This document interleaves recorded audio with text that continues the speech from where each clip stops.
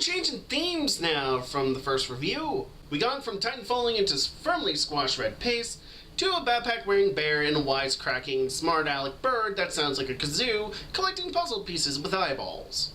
I would have reviewed the second Titanfall game, but unfortunately I couldn't muster up the review in time due to personal issues with my family and all that, and not to mention my mentality rate has taken a nosedive. That and my hard drive actually crapped out and had to be reformatted and lost all my progress.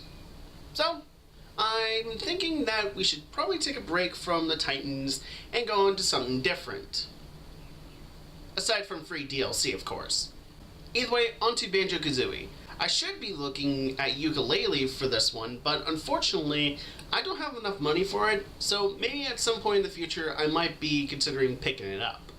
And not to mention the reviews are sort of tempting me not to get it. But nevertheless, let's get on with Banjo Kazooie. Uh-huh.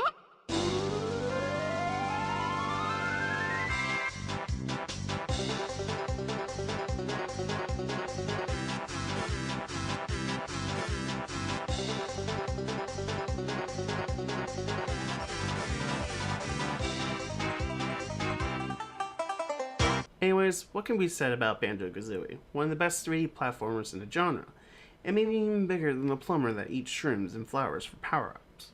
Back then, I wish I played this game when I grew up. I never got the chance to really enjoy the original N64 version, until in 2008, when Rare celebrated the 10th anniversary of the game, where they ported it to Xbox Arcade to coincide with Banjo Kazooie Nuts and Bolts. Rest in peace, 360. I have the 360 port for almost 9 years now, and I haven't played it since then. Now's my chance to play Rare's magnum opus and widely considered to be one of the best video games of all time, Banjo Kazooie. I got the chance to play both the N64 version at my friend's house and my copy of 360 port, which is also included with 2015's Rare Replay compilation, which in turn is going to be the version I'm focusing on. But first, a little history. Greg Mills had an idea for an action-adventure game after working on the Donkey Kong Country series and Battletoads. The game was projected for the Super Nintendo before making the switch to the more beefier Nintendo 64. Banjo made its video game debut not in a prototype of any kind, but rather a racing game starring the sidekick to a tie-wearing gorilla, Diddy Kong, in Diddy Kong Racing, alongside Happy Go Out of Luck in Later Times, Conquer. Seriously, what the hell happened to you, man? Here you're having fun with Diddy and friends, and now you resort to decapitating Banjo and Kazooie. Well, this has gone dark now, hasn't it? Oh, no. Anyways, back to bumbling bears and wonky tunes. Development started in 1997, with inspiration from Super Mario 64 and wanted to capture the feeling of Walt Disney animations that would appeal to all audiences, not just kids or adults. The game wasn't even called Banjo Kazooie when it was in pre-alpha, but instead, a game called Project Dream, also known as Dream, Land of Giants, where the plot would center around a boy named Edison who must end his troubles against Captain Blackbeard, a group of no-good pirates, which would also include Banjo as a secondary character. It was entirely scrapped and redeveloped into Banjo Kazooie, which gained monumental acclaim from reviewers and gamers for its gameplay, atmosphere, and various technical feats met with the N64 at the time. The story begins with the evil witch Gruntilda, who asks her magic cauldron Dingpot, who's the most beautiful of all of Spiral Mountain. Turns out it's Tootie, Banjo's sister.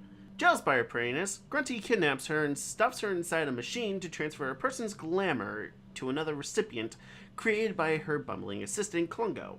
Am I getting the feeling this is getting into some Snow White territory by a witching mile?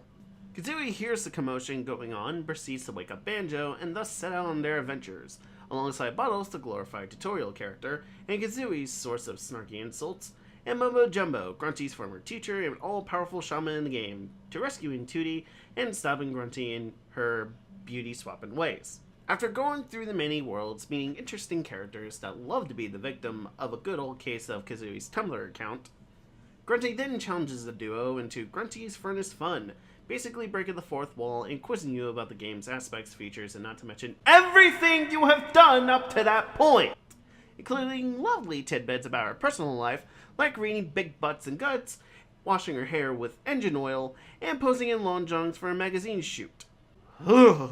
I love trivia about my games and all, Grunty, but can we not have quizzes about a game that I'm already playing? Also, weren't you and Tootie stuffed inside a machine? When did you reconsider becoming thin and being able to win by going through this quiz show? Assuming you answered all those questions correctly, you get a choice of one of three.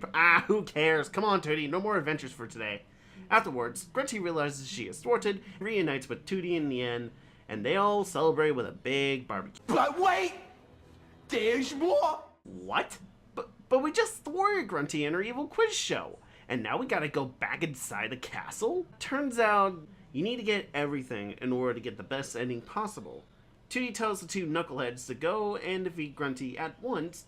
Banjo and Kazooie reach the top of the Grunty's tower, and with some assistance from Dingpot and the Jinjos that they rescued throughout the game, they defeated Grunty, tumbling down to her demise, and thus go to the beach to celebrate possibly killing a poor old hag. A job well done, they say. The game ends with Klungo trying his darnest to move the boulder that squashed Grunty after her fall from the tower, while she swears she'll get revenge on Banjo Kazooie. So yeah, summary-wise, the plot is basically what you expect. There is a positive to this though. Aside from sounding like a raunchy and snarky Snow White, with the prince being a honey bear, suddenly having an annoying kazoo in his scabbard and insulting dwarves along the way. But the interactions between the two, and a variety of characters such as Tip Top from DKR, being a composer of Young Tip-Tops, to Brintilda, Grunty's sister, giving Banjo some secrets about her ugly sister, while she's a beautiful sister. Boggy, a sled-loving polar bear that eats everything including Jiggies. This man is a carnivore if I ever see one. These guys have eyes too, you know. Also, he's a terrible father. Tend to your kids, you fat bastard! Kazooie even asks how Tipper's nuts are, with Banjo exclaiming, Kazooie!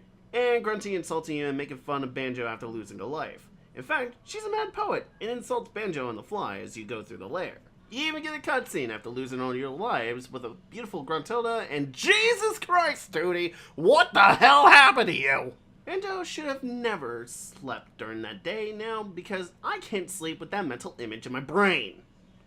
So yeah, it's important you keep some of those lives up to a fucking T, because in later worlds, you will be needing them lives, so look for the Banjo trophies when you can.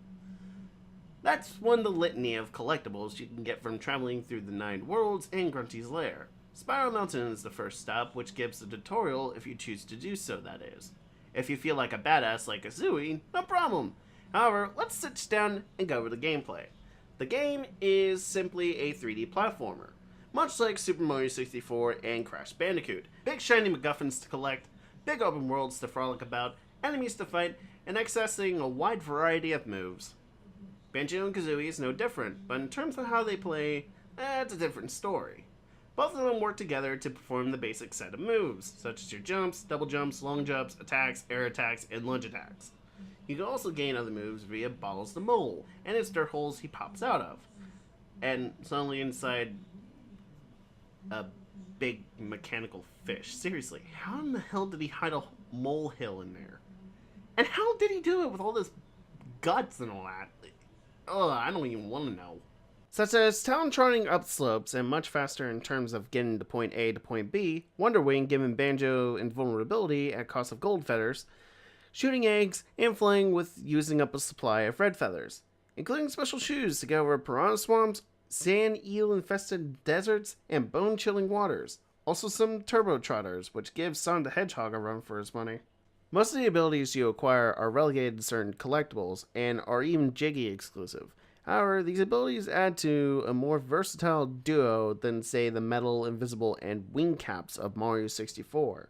Acquiring these abilities make Banjo more fun to play around with, rather than Mario, and you also get transformations from Mumbo Wumbo, who is, quote, the best shaman in the game. But it ain't free, you gotta get Mumbo tokens, which are everywhere in the hub world and in the worlds themselves, scattered throughout in cleverly hidden places.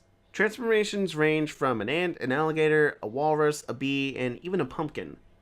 But if I had to say something negative about this game, is the fact that the transformations, much like the Metal, Invisible, and Wing Caps of Super Mario 64, they feel situational for certain Jiggies. Honestly, this is the same case here with the transformations. Each of the 9 worlds has at least 9 Jiggies, 100 music notes, 5 Jinjos, which in turn gives you the last Jiggy, a witch switch that could turn on a Jiggy inside Grunty's lair, and some worlds even include empty honeycombs, in which you can extend your health as long as you have the 6 on hand, that is. So that's a total of 100 Jiggies, 900 music nodes, 45 Jinjos, 9 switches, and 24 extra honeycomb pieces. While Super Mario 64 had worlds that at times have open fields and many places to explore and power stars to find, it always feels intrusive to me that every time when you collect a star, it boots you out of the painting, even after you lose a life. You still get blasted out, costing you the coin star and whatever star you're currently going after in the first place.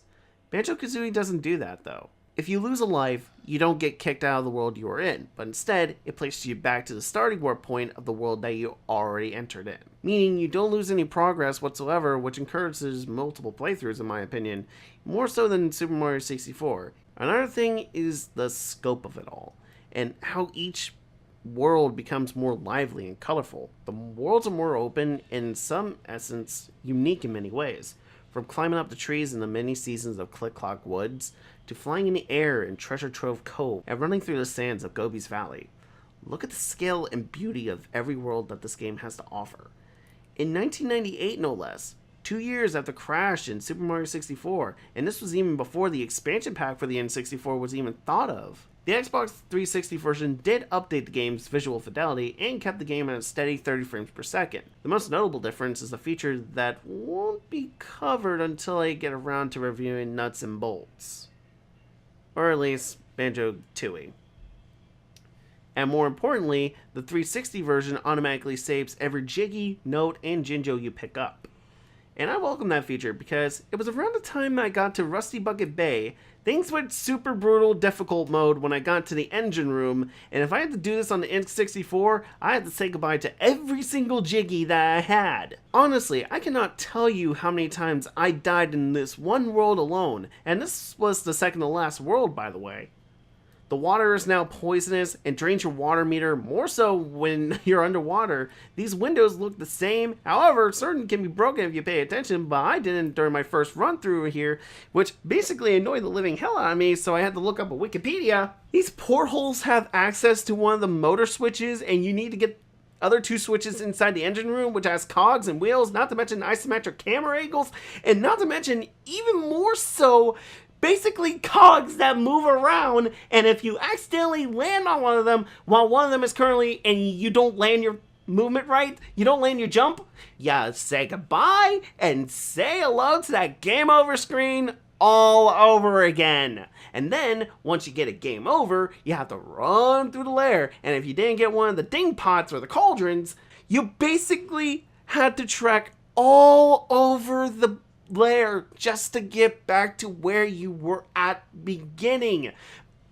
Let me go into another thing about isometric camera angles. Camera controls and the way they are implemented on the N64 games are usually with the C button presses, unlike the more traditional joysticks we have today.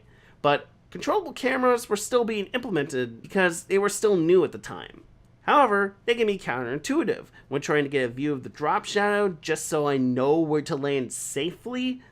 How about the camera gets behind the walkway and make sure you miss your footing, thus, oh dear. But do you know what I don't miss from this era? The isometric cameras. In turn, takes control of the camera to make it look all cool, only to then realize they can mess you up around on your controls and not being able to maneuver around the dirty filled water that kills you and makes you either lose the minigame, locks out a Jiggy that you need to get in a certain time limit, or in worst cases, die and you have to start that process all over again. Didn't get the Jiggy inside the rotor in time? Well, sorry if you got caught up in the time after dealing with cog hell, because you're going back inside. Have fun! That also includes doors and switches you already pressed, which is highly exemplified in Mad Monster Mansion with the windows and locked gates, which had Jiggies and other stuff hidden inside, especially if you're going to get the Jiggy inside logo. You got to first go back, transform back into Banjo because you had to be the pumpkin in order to get inside logo, break the glass, go back in Mumbo's skull, turn back into the pumpkin, and then go inside logo again just to get one Jiggy. One! And then if that's not bad enough, there's locked gates around the area, which makes it even more cumbersome because then I realized, oh wait, I need Banjo to break the gates because for some reason a pumpkin is not good enough to break a lock. And in Click Clock Woods, the final world has varying seasons, which requirements for Jiggies can also be a chore as each season changes the layout of the world. Winter makes the leaf path non-applicable, autumn and summer are required to get into Naughty's house, but spring isn't accessible for some reason. Even the hive also gets swapped around. At one point, you're a bee in spring, noticing a Jiggy. You can't access it because the Zubba thinks you're one of them. Obviously, I had to transform into a bee, change back, go to summer, and beat bust the top of the hive for a quick boss battle, or I think it's boss battle, just to get a Jiggy, and then later on in autumn, something extra happens, I don't know. Another thing that I didn't like about this game is that I think they were kind of light on boss fights. But then again, there's no clear way which is a boss or just an obstacle or a requirement for a Jiggy. Conga may be a boss because he throws oranges, though he does have 3 Jiggies in one area. Never just swipes your face until you rat-tap his face. The Muni Snippets, Yellow Flibbits, and Zubbas are just an assortment of enemies that barrage at you. There isn't much in terms of actual bosses. The only 2 that I think are worthy of that moniker is Big Boom Boss and Gruntilda near the end. One other gripe I had up until the Grunty was the egg shooting. Couldn't I just shoot from first person for better precision? I think Rare mitigated this in thinking it might be too easy, but then again it was included in Banjo Kazooie. Also, for some reason, this game doesn't have the ability to clamber onto ledges like Super Mario 64, because some jumps are very cautiously demanding. One false step and down, down, down, down you go. Not being able to clamber on platforms really irks me, especially in Click Clock Wood. However, I'm not going to put an account on how phenomenal this game is. Banjo Kazooie was really the granddaddy of Rare titles at their peak, and I welcome the subtle changes towards the 360 re-release, though some nitpicks would surprisingly be fixed and not to mention implemented, and even some cut features like multiplayer would be featured in the sequel. Including what's ever inside these eggs with this key I somehow found. You just never know what's inside these eggs until you figure out what's inside them for the first time since the N64 release.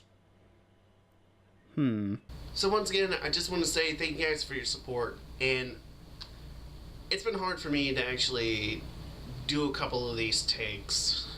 For the most part, it's very difficult when you have been battling depression for almost your entire life, and not to mention your personal life is causing that sometimes, which in turn affects your production, and not to mention your livelihood. I've been through a lot of hell these past few months, but there is one thing that I haven't given up on. You guys. I haven't given up on you guys at all, and I'm not going to stop now. Now, granted, I could do a little bit better with the video production, but hopefully in the future, I will give you guys some great entertainment and hopefully make you guys laugh, because that's what I'm here for. Anyways, thank you guys for tuning in, and I will see you all next time for the Banjo Kazooie review. Have a good one.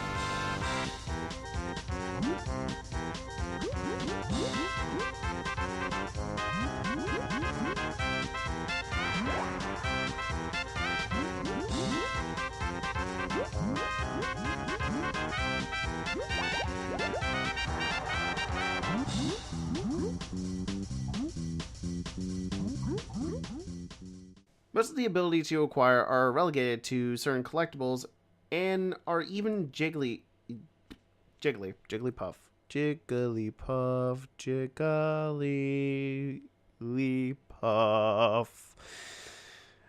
I'm gonna make it on Broadway soon.